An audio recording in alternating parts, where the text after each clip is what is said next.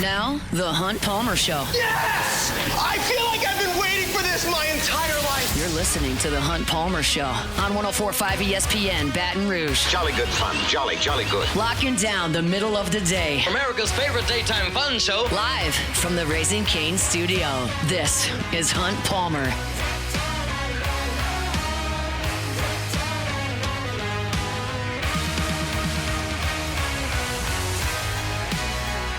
Hour 2, Tuesday edition of the Hunt Palmer Show, 104.5 ESPN Baton Rouge, brought to you by Immense Networks. Or online at immense.net, immense.net. Sharief, Ishaq talking Saints and a little bit of Pels in 30 minutes. LSU football recruiting update coming your way in 15 minutes. Not necessarily the most encouraging news, but we'll talk about it here in 15 minutes. Game 2 of the SEC baseball tournament is underway. Vanderbilt and Kentucky in the top of the first inning.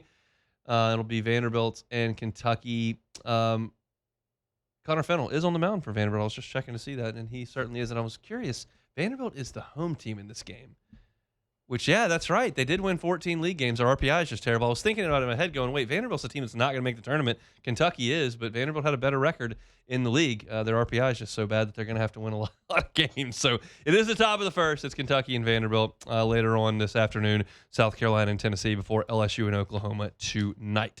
Let's talk some Saints. The Saints did have their Hall of Fame golf tournament yesterday. Opportunity for Mickey Loomis to chat with some of the assembled media. We heard from him yesterday, and now we'll hear from Saints quarterback Tyler Shough, who is in a different position this time this year than he was last year, being a rookie in a competition for that job, ultimately a competition that he would quote-unquote lose out on, as Spencer Rattler was named the starter. But Shough obviously took over in the second half of the season and led the Saints to some real wins and is firmly entrenched as the team starter. So it's just a different offseason for Tyler Shough in a lot of different ways, and he spoke about entering year 2 in the National Football League.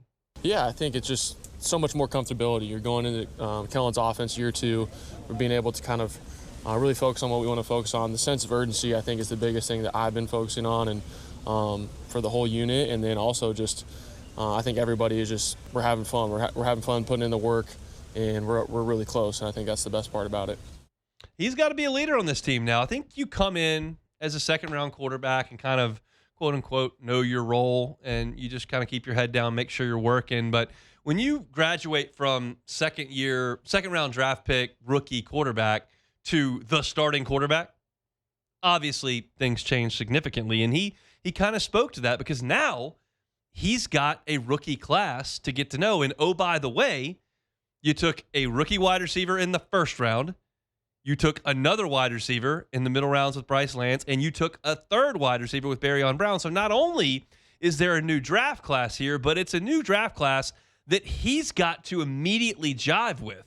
And he spoke to trying to get his feet on the ground with the newcomers. So far, I mean, they've just been great people. I'm getting to know those guys. You know, I wanted to make sure I talked to every single one of them and just make them feel welcome, because obviously I was in their shoes last year, and so a lot of change. And I think the biggest thing is they've done a really good job putting in the work, and you know, they haven't really said much. We've been in kind of separate groups, but when we've done the competitions together, when we're working out with them, they're super receptive, and you know, they've been learning the playbook really well. That's all very good news. I was listening to a podcast the other day that I've been listening to weekly. The Cubs 2016 teams having their 10-year reunion, and Anthony Rizzo and David Ross are talking to a lot of those guys 10 years later about that run. And where I'm going with this is Ross was like a big leader on that team. Rizzo was a big leader on that team, but they had a lot of really young players.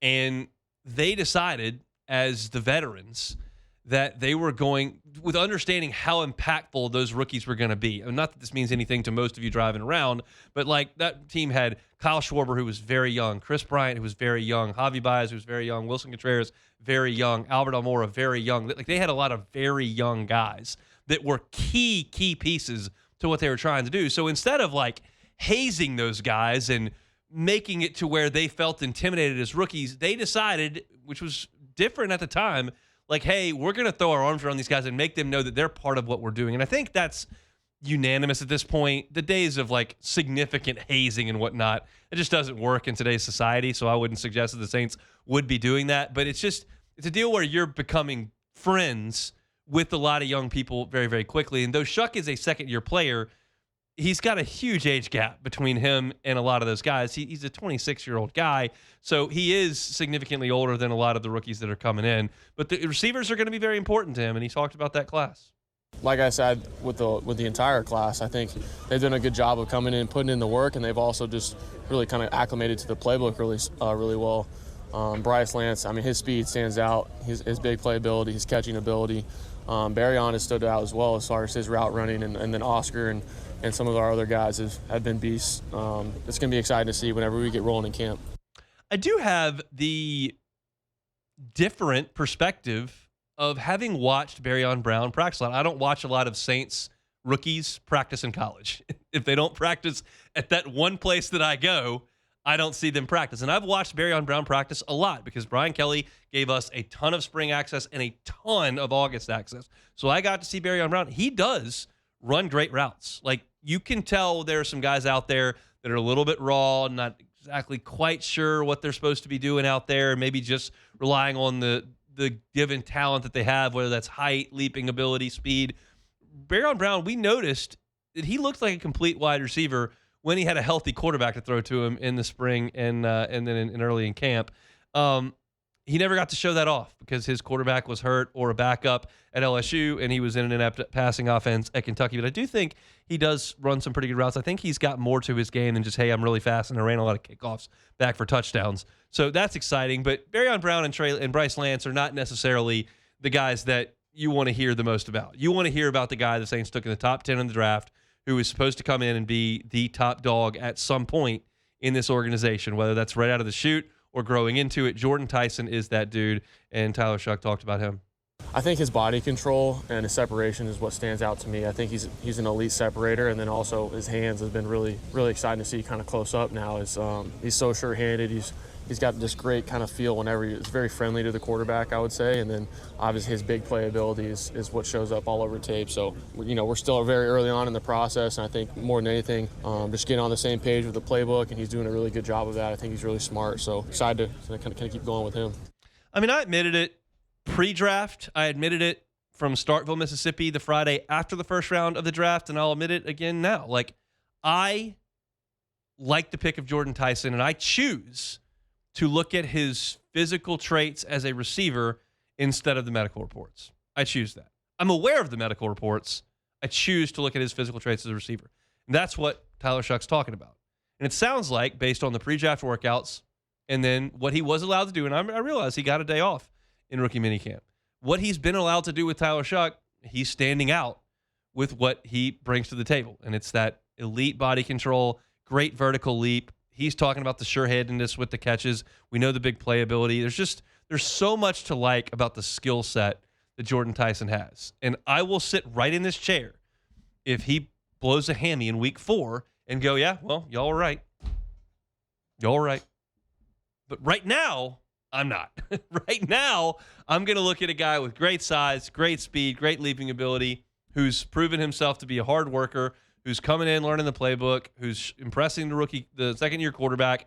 I like what I hear so far. And again, it's optimism season across the National Football League. Everybody's got a new draft class. Everybody's got a free agent class.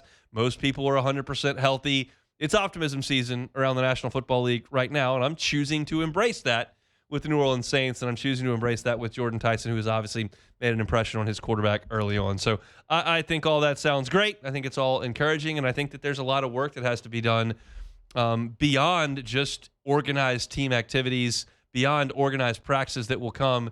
Tyler Shough needs to work with these new wide receivers because you figure they're going to have a role. Tyson's will be the biggest, but you got to get out there with Olave. You got to get out there with Bailey. You got to get out there with Polk and make all this stuff click. And I think there's reason to believe that the Saints will do that. I'm excited about what the Saints offense could grow into here with all of these new exciting pieces down there in Metairie. So that's Tyler Shough talking Saints here to begin hour number 2. We're brought to you by Immense Networks, Cloud IT Management.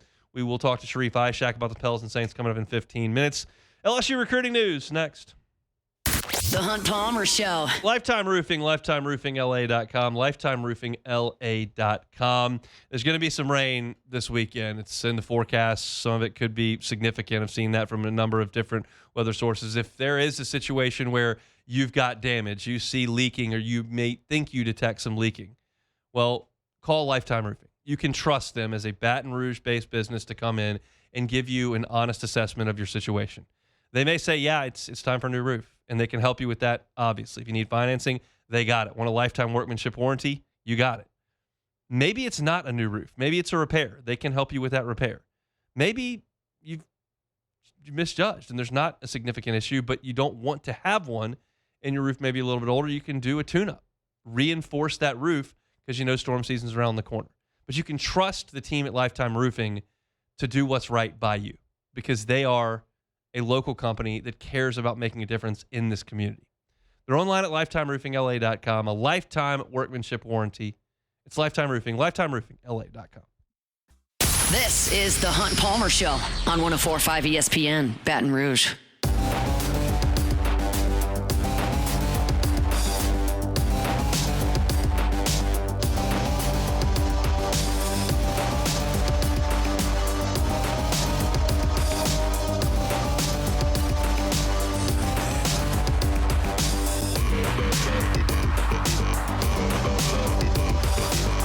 Kentucky jumps up 1-0 on Vanderbilt in the first inning. They score one off of Connor Fennell. It's Jackson Jelkin on the mound for the Wildcats, their ace, who should be fairly rested.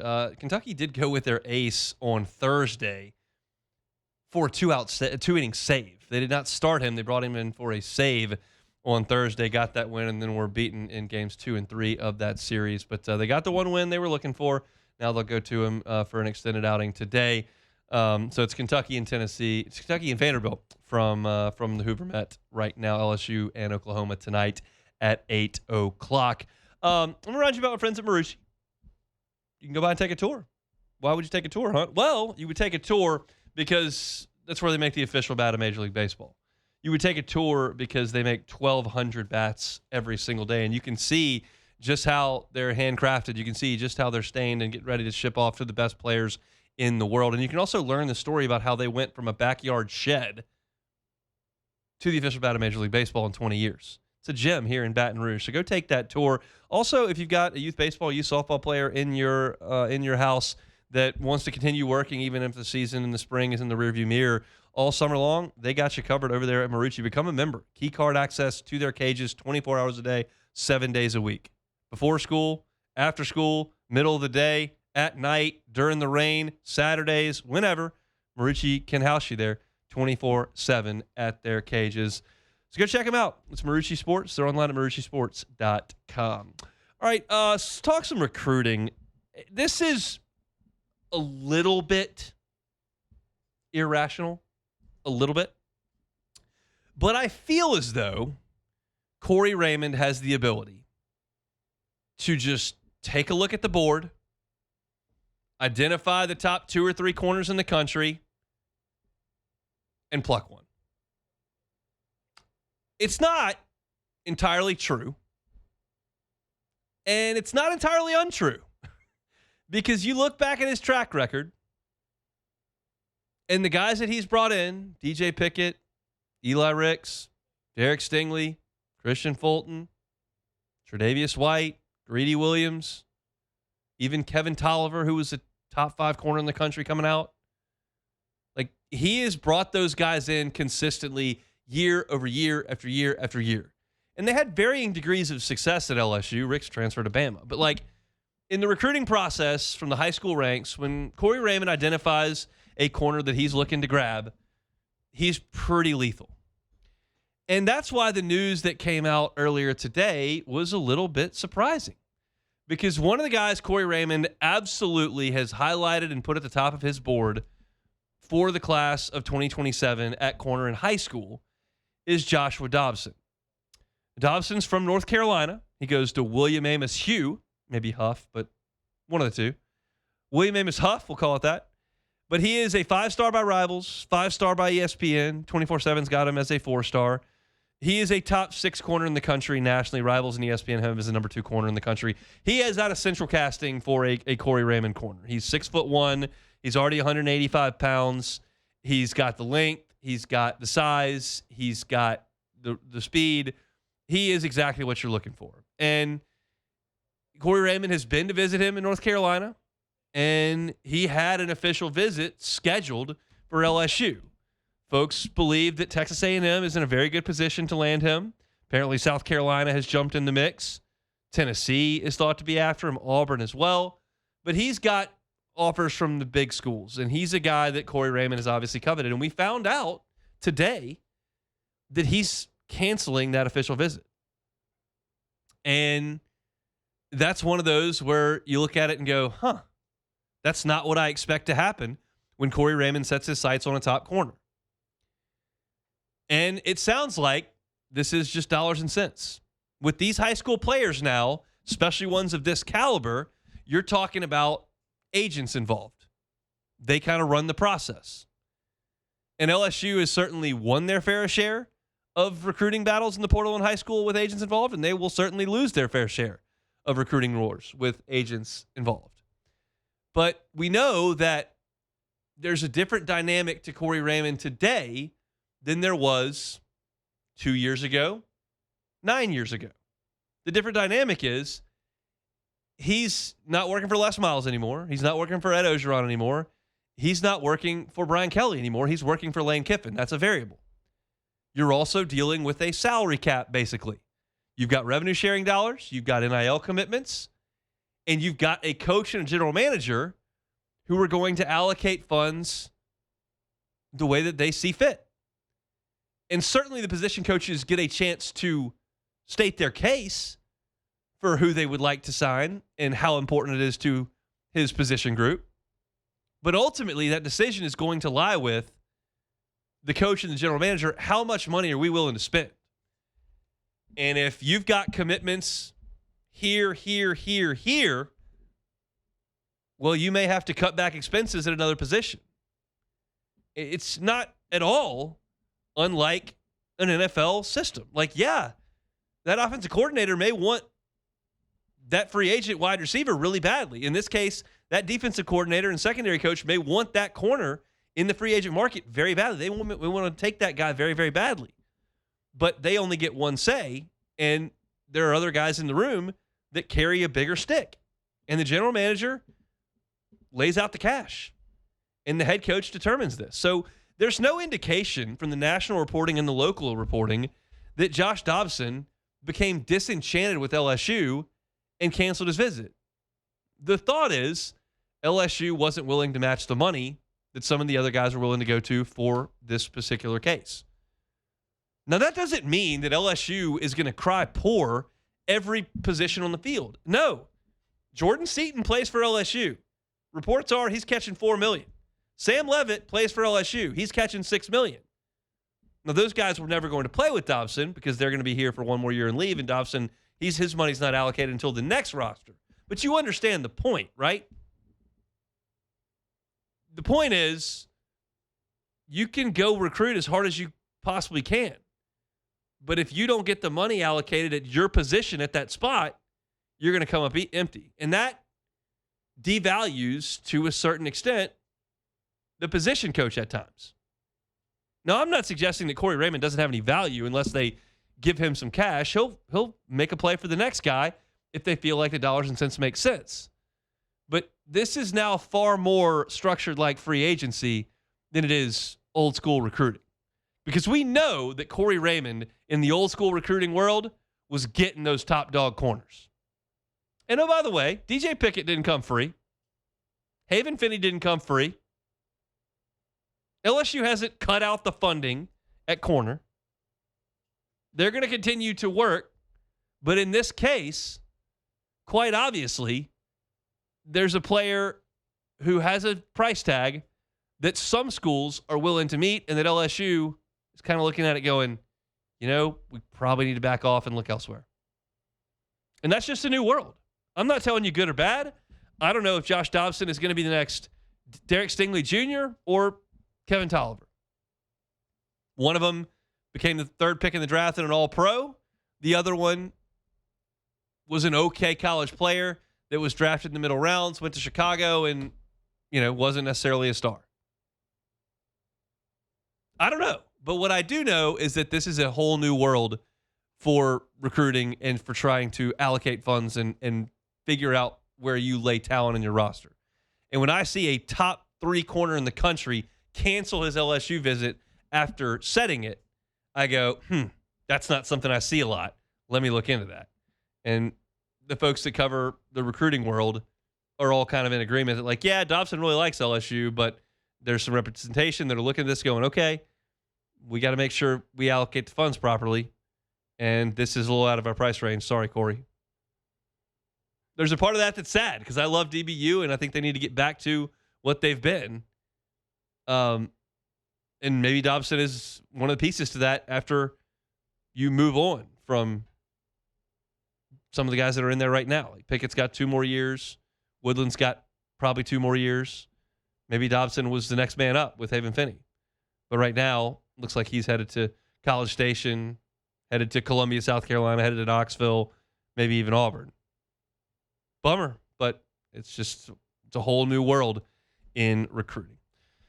All right, our Tuesday show is brought to you by Immense Networks, Cloud IT Management. Looking for something to do this evening? Why don't you come see us at Sports Trivia over at Court to Table? We're watching Tiger baseball. You can win gift cards, eat some delicious food, and drink some drinks. It's always a great time. We'll be there at 8 o'clock, probably out of there by about 9:15, but they will have LSU baseball on the TVs this evening. So come by and see us at 8 o'clock for Sports Trivia at Court to Table. We'll step aside. We'll chat with Sharief Ishaq about the Saints and Pels next. The Hunt Palmer Show. One Bath and Closets. OneBathAndClosets.com is the website. David Duvall and his team, 30 years redesigning and remodeling bathrooms and closets.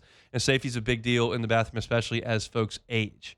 So if you're looking to try to mitigate against some of that risk with an aging loved one in your life, well, contact David. Have that free consultation. Just sitting down with David doesn't cost anything. And he'll go through what they can do. It may involve non-slip floors. It may involve handrails in slippery areas. It may involve a walk-in tub for comfort and safety. It may involve a shower with a bench in it. It may involve any or all of that. And David's happy to help you with it. Go check out the reviews on the website. He's been doing it for 30 years in this market and does it wonderfully. It's One Bath and Closets. Find the pictures of his great work online. Get that free consultation. Check it out online, OneBathAndClosets.com. You're listening to The Hunt Palmer Show on 104.5 ESPN, Baton Rouge.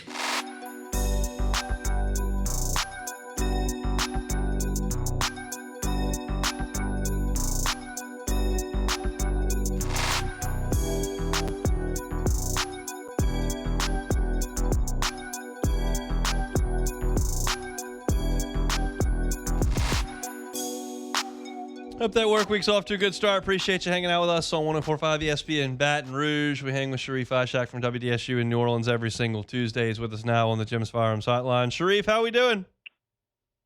I'm going to start this conversation off like the last two. Are we going on a run this week? No, we're not. Okay. They got a decent chance. They got a decent chance tonight. Tomorrow, okay, don't love it. Give me one win. All right. I would really like 2 wins, if I'm being honest. That would get things all the way to Friday, which is as good as I could possibly hope for, quite honestly. So we'll see. Let's talk some Saints. I want to get to the Pelicans at the end of the segment as well. Let's start with the Saints. This is not breaking news by any stretch of the imagination, but Mickey Loomis did say earlier this week that Taysom Hill does not have a contract offer from the Saints. His time is done. I just wondered if you would reflect on Taysom's time in New Orleans and kind of what his lasting legacy will be. Well, Sean Payton unearthed him pretty much, getting him from the Green Bay Packers, making him the Swiss Army knife and using him in almost every single position possible that he could possibly use him.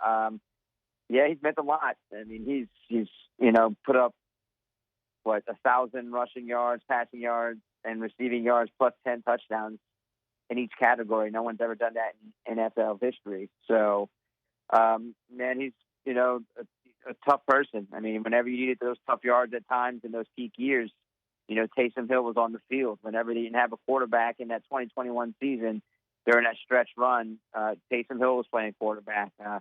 Statistically, he was a decent starting quarterback if you look at his stats and his win-loss record. So he gave the city, the franchise, a lot. And it's just, man, his body's so beat up. I mean, there's not really much more he can do. And I think his time here should be 100% appreciated. Unfortunately, it's come to an end due to how much beating and pounding his body has taken. And it sounds like the Saints are interested in bringing Cam Jordan back if they do have a contract offer on his desk. And I think the fact that he hasn't signed anywhere else speaks volumes. Like, what does that news mean to you as you assess that situation? I think it's business as usual. I think that's always been the case. I think Mickey Loomis pretty much put it out there in the very beginning of this entire process that Cam will be welcome back. He'll always have a place here, and the contract. Even Cam said he had 3 offers. One was from the Saints, so you knew that contract was always on the table. Yeah. If Cam was going to go sign somewhere else, he probably would have done it by now. I think Cam's probably going to enjoy a little bit of this offseason, and I could see him signing after, like, OTAs and minicamp. For a guy who's maybe 37, he's probably like, I don't want to go through all that. Makes a lot of sense. That's I don't hate that idea at all, especially considering that he's already been a year in Brandon Staley's defense, so not a lot for him to sink his teeth into from a scheme perspective, and certainly the guy knows his way around an NFL defensive huddle. So Kamara brings this thing to a head here. Where were you with that situation? Look, I don't think they want to cut him. I think that Tyrann Mathieu podcast was pretty spot on. I don't think they want to cut him. I don't think they have the guts to cut him. I think they would love for him to make that decision. Now, if he wants to come back, I think they'll welcome him back, but they want him to be, that good leader in the locker room. They don't want him to spearhead anything else, like spearheading the whole Dennis Allen getting fired thing. He doesn't want people to go. They don't want to go rub off on him. They don't want him to go rub off on like the young guys and be negative around them and talk bad. I think that's the opposite of what they want. They want him to be a leader, that number 2 or number 3 running back with 1 year left on his contract. Now, if something were to happen, like you said, if he's going to go, drink pina colada somewhere and retire, I just don't see him playing anywhere else. So I think the writing's on the wall, Hunt. Either you come back and be, that good leader, or we'd like for you to make that decision and just leave. Because I don't know if they really want to cut him. They like to treat their veterans who've been there for a while with a lot of, loyalty and good ways. They don't want to be treating their veteran players negatively on the way out of the door. They're trying to, show him some grace and show that, he's meant a lot for this franchise. Forgive me if I'm hearing you wrong, but are you thinking there's a possibility that Alvin makes a decision like, yeah, I'm out of here because y'all don't want me? Like, is that what I'm hearing? Yeah, you're hearing that. Okay. I don't think they want to cut him. I really don't. I think because they genuinely care for their veterans who've been there for a while. They just want this to be come to a resolution. They want it either for him to yeah, I'm in, I'm sold, I'm the number 2 or 3 back, and I'm going to be a good leader in the locker room. If he's just continuing to not be around, and then they just hope that he says, I'm done, I'm going to retire. Okay. They can kind of find a way to force it to make him do it by just saying, hey, we're not going to play you, and he'll well, then I'm done. Yeah, it's the business side of things. Obviously, that's just a very, very interesting situation between the Saints and some real pillars of the organization over the last decade there in the black and gold.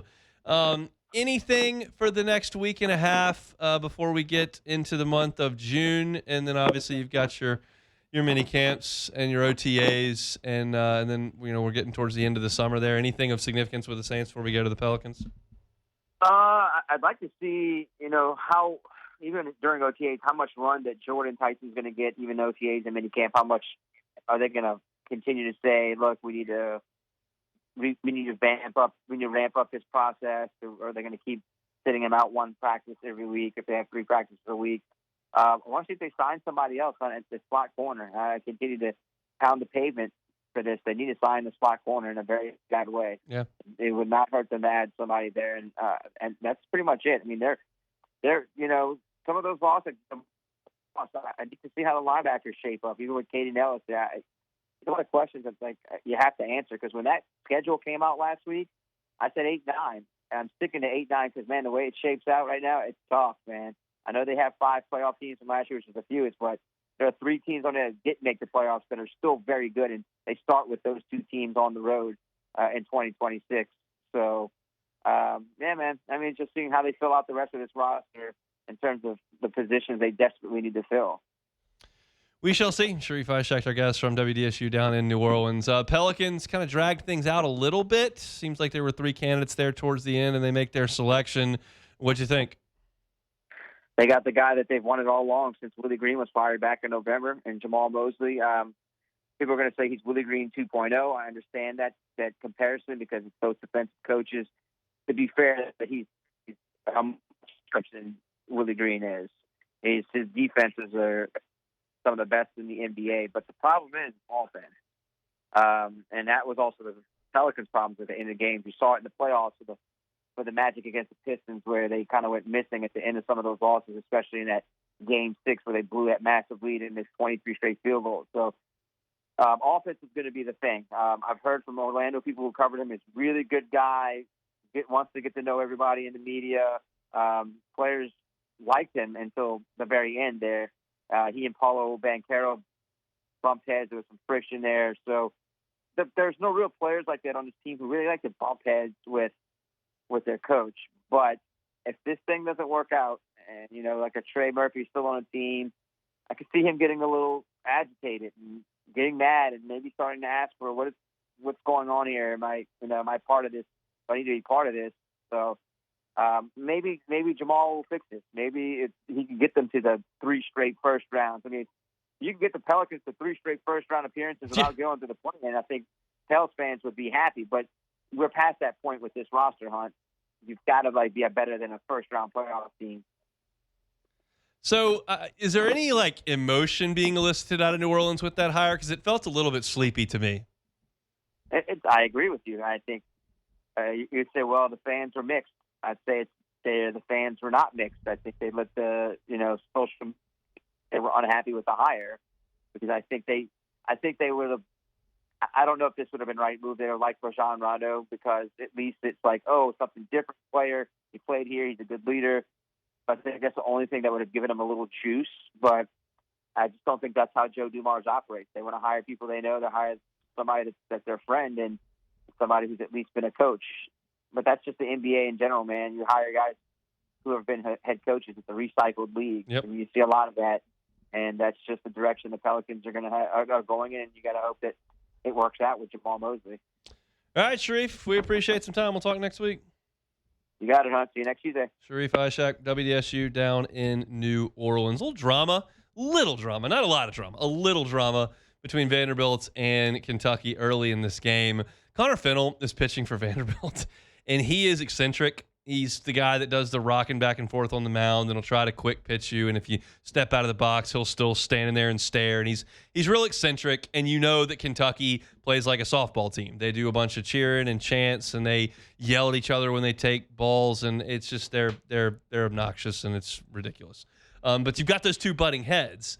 And there was a quick pitch situation, and Nick Mingione came in yelling from the third base coach, and Tyler Bell was hitting, who's Kentucky's best player and is going to be a first-round pick, and he was chirping because there was quick pitching going on, and then Connor Fennell hung a changeup, and Bell hit it 900 feet to right field. So it was kind of funny to watch as Fennell was kind of getting under Kentucky's skin, and they didn't like it, and then Tyler Bell hit it to the moon, so that all was well and good. And it's a game that does carry some consequences. You're looking at a Kentucky team that would really like to win this game. You're looking at a Vanderbilt team that season's over if they lose. And Kentucky leads 2-0 right now in the top of the third inning. So we'll keep you posted on that for the next few minutes here on the Hunt Palmer Show. Reminder that we're brought to you by Immense Networks Cloud IT Management. Immense Networks Cloud IT Management. Told you about this in the first hour, but if you think about IT and it's just like, okay, well, somebody's computer's frozen or they clicked on a bad link or this copier's not working, it's a little bit more intensive than that, right? Immense is a managed service provider. They're essentially a full IT department that works for you without really being on your payroll, obviously.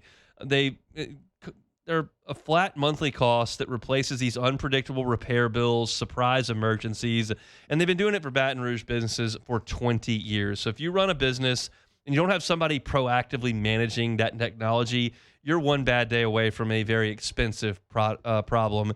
And Immense works with you as a consultant to make sure that doesn't happen. They're monitoring your system 24 hours a day, 7 days a week. That's what they do. They're LSU guys, Baton Rouge based. And if you're between 50 and 100 people, they are really a sweet spot. So if you're not happy with your current IT provider or feel like your IT department is overworked at this point and just not able to handle the situation more often than not, let Immense come in and handle it. Immense Networks are online at immense.net. That's immense.net. Chugging along here on a Tuesday. We'll come back and close it out next. The Hunt Palmer Show. Fabry Chevrolet GMC, FabryChevrolet.com. FabryChevrolet.com is that website. Every car that is on the lot is online at FabryChevrolet.com. Looking for a Silverado? Incredible deals on Chevy Silverados at Fabry Chevrolet. GMC Sierras, awesome deals as well. They've also got SUVs, both new and certified and pre-owned. So if you're looking to load the family up for that summer vacation and feel like you might need some new wheels to get that done, Fabry Chevrolet GMC is just a short drive away. They're on Highway 61 in St. Francisville. My wife and I went up to St. Francisville just a few weeks ago. It's nothing from here in Baton Rouge, and certainly if you're north of town, it's even shorter. So go by and see them. You'll get great customer service, a fantastic inventory, awesome deals. It's all there at Fabry Chevrolet GMC. They've been in Baton Rouge for 35 years. Why? Because they've got great customer service and amazing reputation. You'll find out when you shop at Fabry Chevrolet GMC. Online at FabryChevrolet.com, FabryChevrolet.com. This is the Hunt Palmer Show on 104.5 ESPN, Baton Rouge.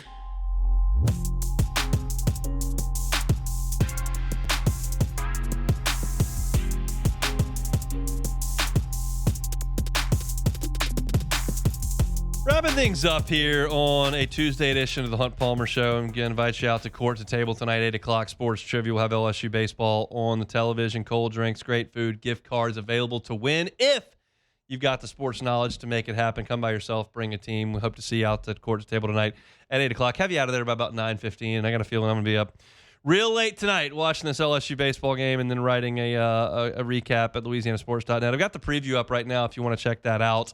It'll be William Schmidt tonight against Gavin Jones. Schmidt has been LSU's weekend starter since the beginning of the season. Gavin Jones is making his second start of the season. Oklahoma has nothing to play for. Nothing. They are never going to host this year, even if they win the tournament. They are not going to miss the tournament. Their RPI is 20, and they won 14 league games. So they're just here to hang out. And if they beat LSU and can play Auburn, great. If they lose to LSU, head on back to Norman. But I don't anticipate Skip Johnson pushing his pitching staff tonight. He's going to go with a reliever to start. Gavin Jones' long outing of the year is 2 2/3 innings and 36 pitches.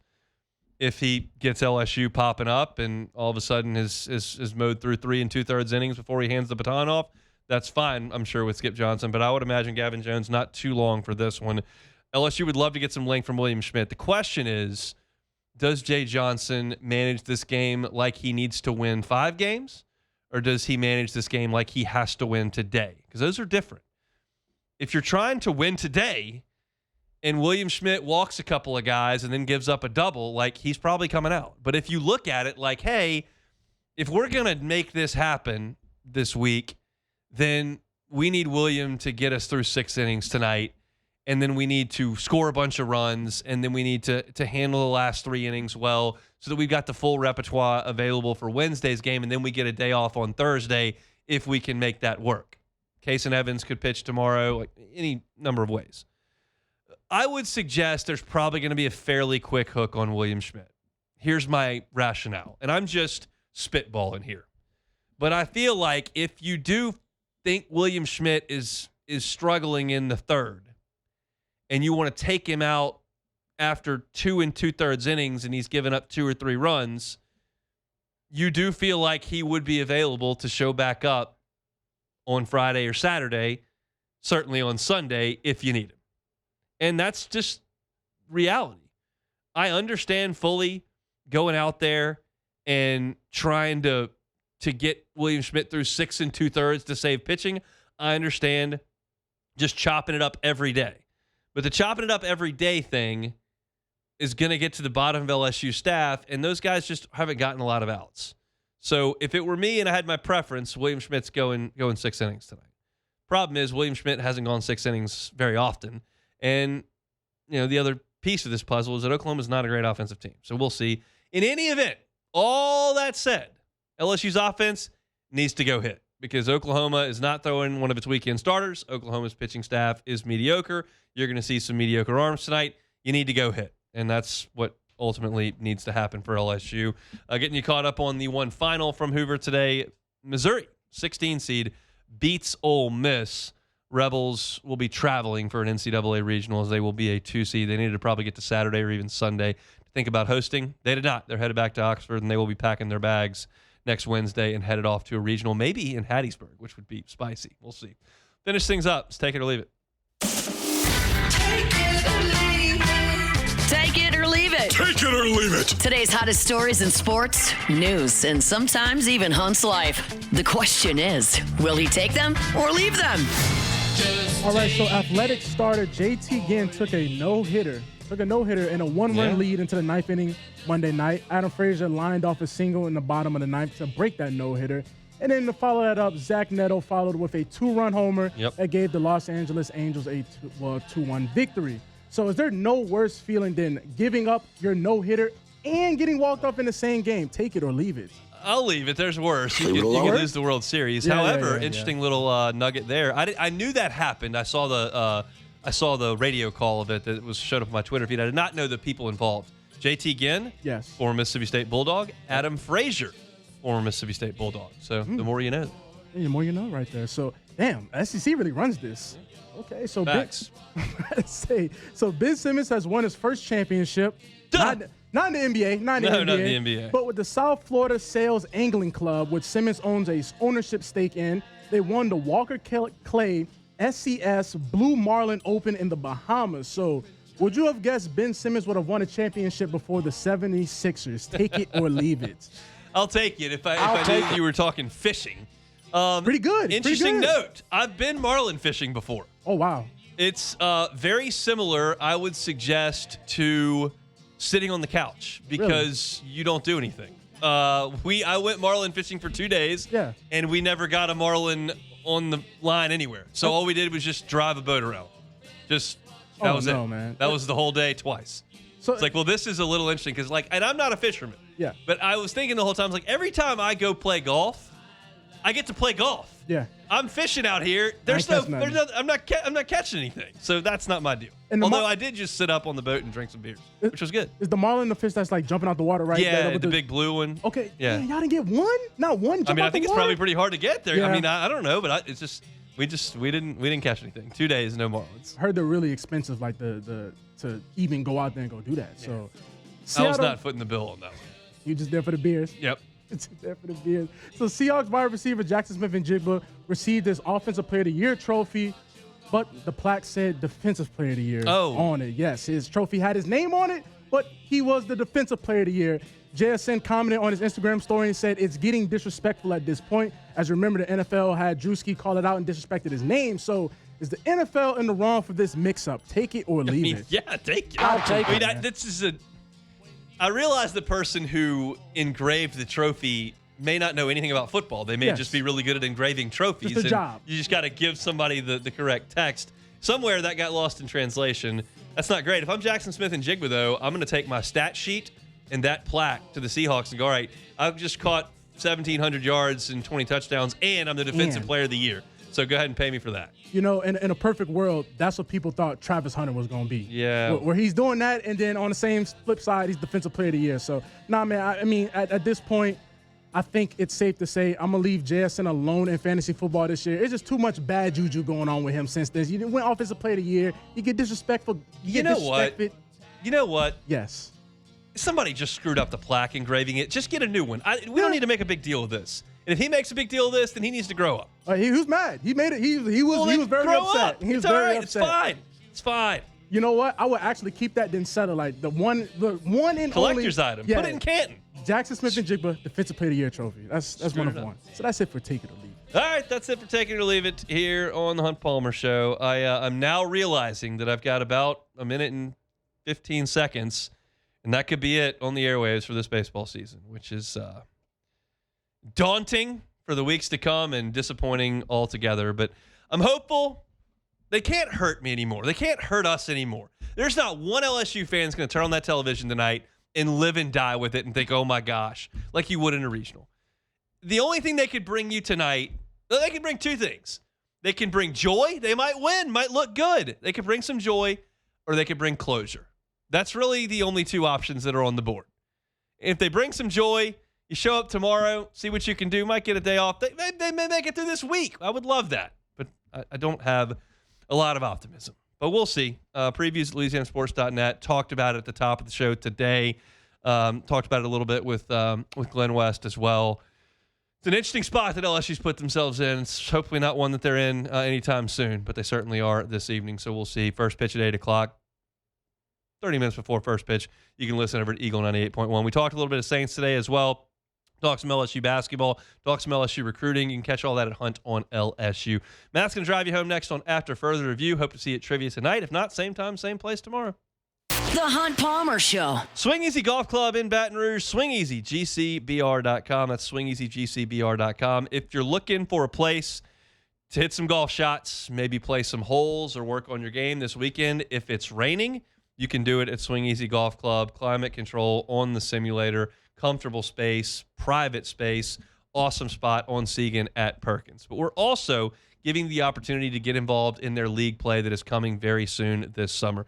If you would like you and a partner to play in a scramble-style league weekly at Swing Easy Golf Club, we've got your entrance. Text us, 225-499-1045. That's 225-499-1045. Text Swing Easy. You're entered to win a spot to compete one-on-one teams to get into the league over at Swing Easy. We'll draw a winner next week. Very much looking forward to that. Not, go check them out at Swing Easy. They're on Perkins at Segan Hunt Palmer.